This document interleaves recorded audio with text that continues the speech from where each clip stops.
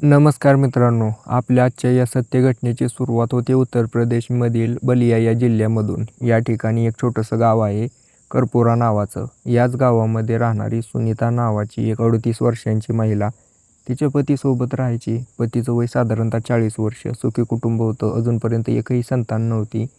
हिच्या घरी तिची सासू होती, वय 60 वर्ष. तिचा एक दीर होता, वय 25 वर्ष. लग्न झालेलं नव्हतं त्याचं. त्याचंही कारण होतं, नशेडी व्यक्ती होता आणि दिसायला तो काय असा चांगला दिसत नव्हता.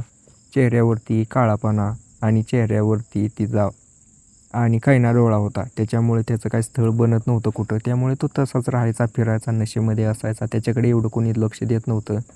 पण ही जी सुनीता होती, अतिशय सुंदर महिला, शांत महिला होती. तिच्या पतीवरती खूप प्रेम. तिचा पती रणजित नावाचा, तो मेहनत मजुरी करायचा. स्वतःची 2-3 एकर शेती होती. त्याच्यातून येणारा पैसा तो घरावरती लावायचा, घर चालवायचा. पण अचानकच त्याचा रोड ॲक्सिडेंट झाला. त्याच्यामुळे तो मृत्युमुखी पडला. आता या सुनीताच्या हातात काहीच राहिलं नाही. शेती राहिली तेवढी आणि कुटुंबाची जबाबदारी. दीर तर काय करू शकत नव्हता. सासू होती, ती आता वयस्कर झालेली होती. घराची सगळी जबाबदारी हिच्यावरती आली. तिने चांगल्या प्रकारे तिची जबाबदारी निभावली. आता जसं वेळ जाईल तसा तिच्या हातात काहीच राहत नव्हतं. पतीच्या मरणानंतर त्याचे इन्शुरन्सचे थोडेफार पैसे आले होते. त्याच पैशातून या सुनीताने गावामध्ये एक दुकान टाकलं. त्या दुकानातून चांगला पैसा येऊ लागला. त्याच्यामुळे ही जी सुनीता आहे, घर खर्च चांगल्या प्रकारे चालवू शकत होती. एक तर महिला दुकान चालवते, विधवा महिला आहे, दिसायला सुंदर आहे. त्याच्यामुळे गावातले अनेक पुरुष, अनेक व्यक्ती तिच्या दुकानामध्ये यायचे, तिला बघण्यासाठी यायचे. त्याच्यामुळे हिचा धंदा चांगला चालत होता. या गोष्टीमुळे तिच्याकडे पैसा आता याच कारणामुळे तिच्याकडे पैसा जमा होऊ लागला. दिवसामागे दिवस चालले. भरपूर वेळा तिने घरामध्ये खर्च तर भरपूर केला.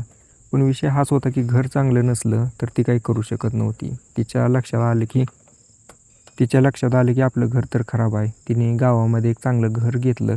स्मशानभूमीच्या कडेला तिने अर्धा एकराचा प्लॉट घेऊन त्याच्यामध्ये चांगलं घर वगैरे बनवलं. त्या घरामध्ये तिचं पूर्ण कुटुंब राहायला गेलं. त्या ठिकाणी तिचा पैशाची तर भूक भागली होती, पण शरीराची भूकच काय. ती एकटी राहायची. तिचा पती गेला, भर जवानीमध्ये तिला सोडून गेला. त्यामुळे तिचीही काहीतरी भूक होती. हीच भूक तिला पुढे चालवून तिचं आयुष्य संपवणार होती. पूर्ण घटनेचा तपशील तो व्हिडिओ शेवटपर्यंत बघा. व्हिडिओ आवडला असेल तर लाईक नक्की करा.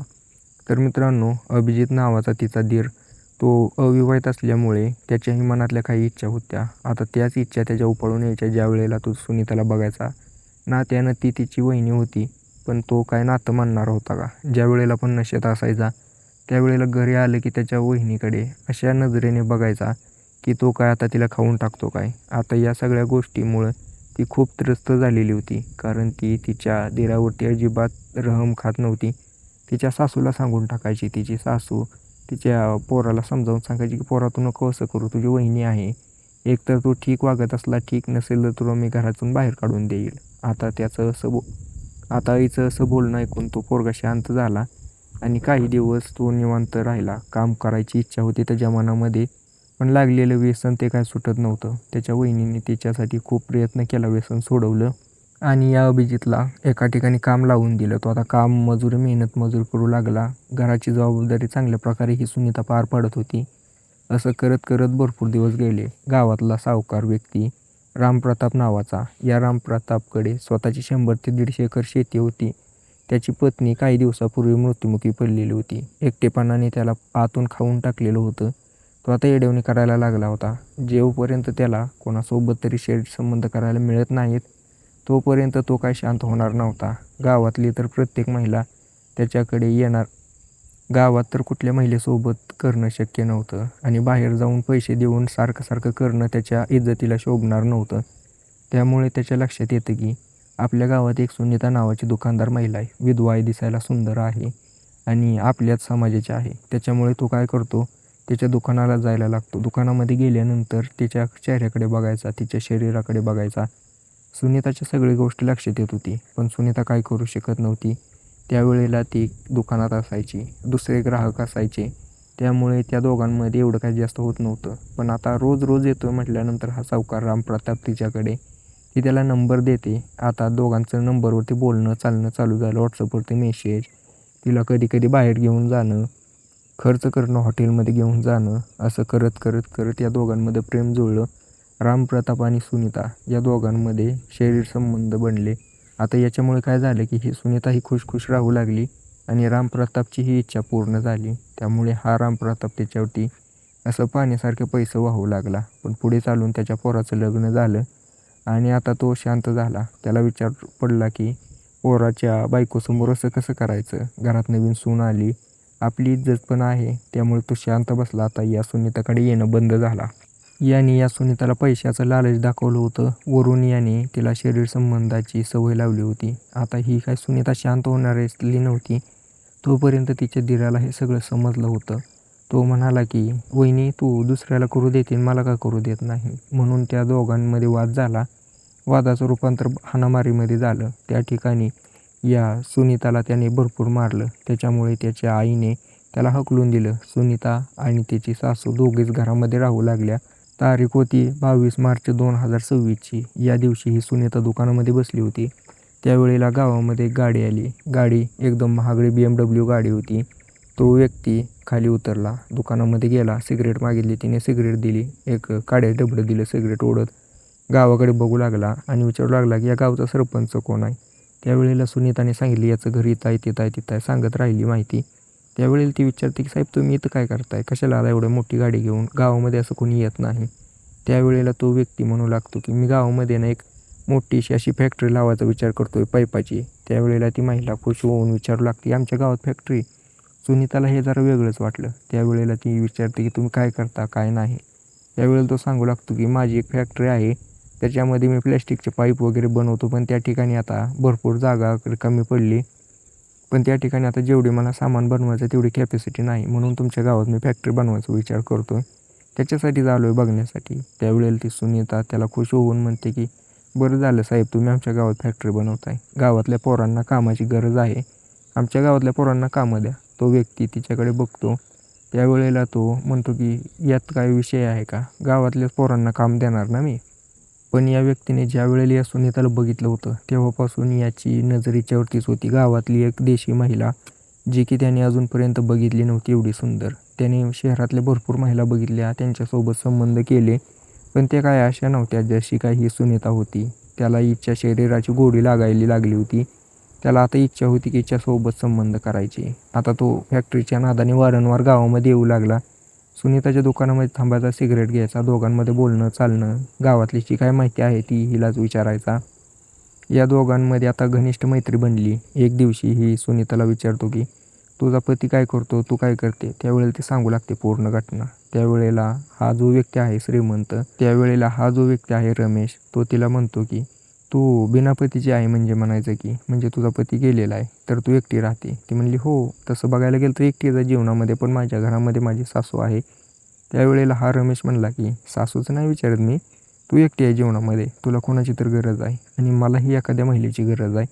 तू माझ्यासोबत राहू शकते, जेवढा पैसा हवा तेवढा देऊ शकतो मी तुला आणि एक प्रकारे तू माझ्यासोबत लिव्हिंगमध्ये राहू शकते. म्हणजे कसं, लग्न करणार नाही मी तुझ्यासोबत, पण तू जेवढं पैसे हवं तेवढं खर्च करू शकते, पत्नीसारखं राहू शकते.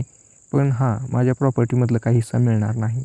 त्यावेळेला ही सुनीता त्याच्याकडे बघते. त्याची मोठी गाडी, बंगला, पैसा, त्याच्याबद्दल आता तिला माहिती झाली होती. 400-500 कोटीचा मालक होता. त्यावेळेला तीही त्याला होकार देते आणि हे दोघं त्या ठिकाणी त्याच्या घरी जाऊन राहू लागतात. त्याची ही पत्नी होती, पण तिच्यासोबत डिवोर्स झालेला होता. भांडण चालू होतं डिवोर्ससाठी. रमेश आणि ही जी सुनीता आहे चांगल्या प्रकारे राहत होते, संबंध करत होते. पण एक वेळेला एखाद्या महिलेची पैशाची भूक भागली ना, तिला बाहेरचे धंदे सुचू लागतात. आता हा व्यक्ती तिच्यावरती खर्च करत होता. हिने मोठी गाडी घेतली, बंगला बांधला गावामध्ये, दुकान मोठं केलं एखाद्या डीमार्टसारखं. तर तिचं तर व्यवस्थित चाललं होतं, पैशाची भूक भागली. पण हा व्यक्ती होता तो साधारणतः 55-60 वर्षाचा होता. वयोवृद्ध व्यक्ती होता. तिच्या शरीराची भूक भागवू शकत नव्हता. ती आता निराश राहू लागली. विचार करू लागली की या रमेशपासून कसा छुटकारा मिळवायचा. हा व्यक्ती काय माझ्या शरीराची भूक भागवत नाही. एखाद्या जवान पोरासोबत हिला करायची इच्छा होती.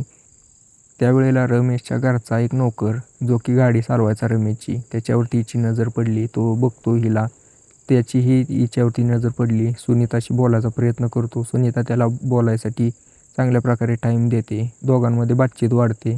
त्यावेळेला तो म्हणतो की तुम्ही काय या माणसाच्या नादी लागला आहे. एवढं श्रीमंत दिसताय तुम्ही, तुमच्याकडे आता पैसा पण आला आहे, 60 वर्षाच्या व्यक्तीच्या नादी लागला आहे. आपल्या दोघांचं कसं जुळू शकतं बघा बरं. तुम्ही 34 वर्षाचा, 38 वर्षाचा, मी 25-30 वर्षाचा, मी पण तुम्हाला चांगलं सुख देऊ शकतो. आता त्याचं असं बोलणं ऐकून ही सुनीता त्याला म्हणते की मला तर तेच पाहिजेल आहे, मला पण सुखच घ्यायचं आहे. पण आता पैशासाठी एवढे दिवस याच्या नादी लागले होते. तू माझ्यासोबत जे करायचं ते करू शकतो. योगेश होतं नाव त्याचं. योगेश आणि ही सुनीता आता लिव्ह इन रिलेशनशिपमध्ये राहू लागले. पण आता हळूहळू त्या रमेशला समजू लागलं होतं ती तिला धोका देते. त्यावेळेला तो तिला म्हणतो की मी तुला संपवून टाकीन तू जर याच्यासोबत राहिली तर. माझी पोहोच कुठंपर्यंत तुला माहिती आहे. त्यावेळेला सुनीता म्हणली की तुमची पोहोच मला माहिती आहे, पण तुम्ही काय करू शकत नव्हता म्हणून मला हे पाऊल उचलावं लागलं. सुनीताचं असं बोलणं ऐकून हा जो रमेश आहे तिच्यावरती चिडतो, तिच्यासोबत भांडण करतो आणि योगेशलाही धमकी देतो. आता तो योगेश विचार करतो की हा व्यक्ती तर पॉवरफुल आहे, मला माहिती आहे, पैसा आहे, याच्याकडे कॉन्टॅक्ट आहेत, मला संपवून टाकेल. आणि ही सुनीता जी आहे तिलाही सोडायचं नाही, मला तर काय करायचं. तो सुनीतासोबत मिळून प्लॅन बनवतो या रमेशला फसवण्याचा आणि संपवण्याचा. यावेळेला हा सुनीताला म्हणतो की एक काम कर, असं संपवून काय उपयोग नाही, त्याच्याकडून पैसे काढू आपण आणि मगच संपवू. सुनीता त्याच्या म्हणण्याप्रमाणे त्याला होकार देते आणि त्या रमेशला पुन्हा भेटायला जाते. रमेशही खुश होतो, तिच्यासोबत संबंध बनवतो. या संबंधाची व्हिडिओ ही सुनीता काढून ठेवते. नंतर त्याला ब्लॅकमेल करायला लागते. आता याच व्हिडिओमुळे हिच्यासोबत कांड घडणार होता. या रमेशला ही सगळी घटना समजली. ही आता ब्लॅकमेल करायला लागली, पैसा मागते, इज्जत जाईल. त्यामुळे त्याने एक भाड्याचा माणूस बोलवला जो की पैसे देऊन कुणालाही मारू शकत होता.